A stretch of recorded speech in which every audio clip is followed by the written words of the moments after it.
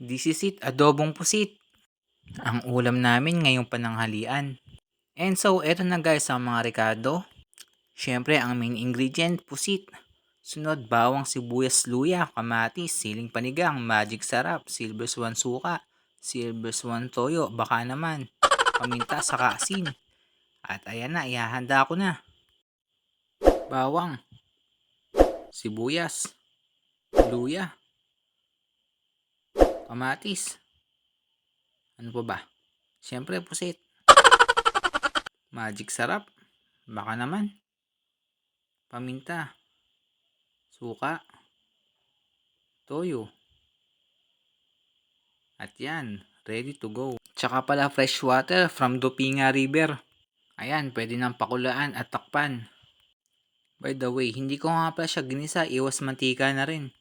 At pagkatapos ng ilang minutong pakuluan, pwede nang tikman. Dahil satisfied na ako sa lasa, sasamahan ko na ng cornstarch mixture.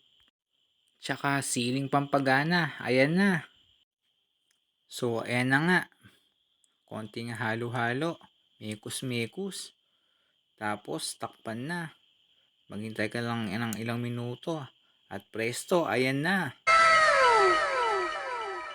Sana nagustuhan nyo yung niluto ko. So, paano? Keep safe, ride safe. Have a nice day.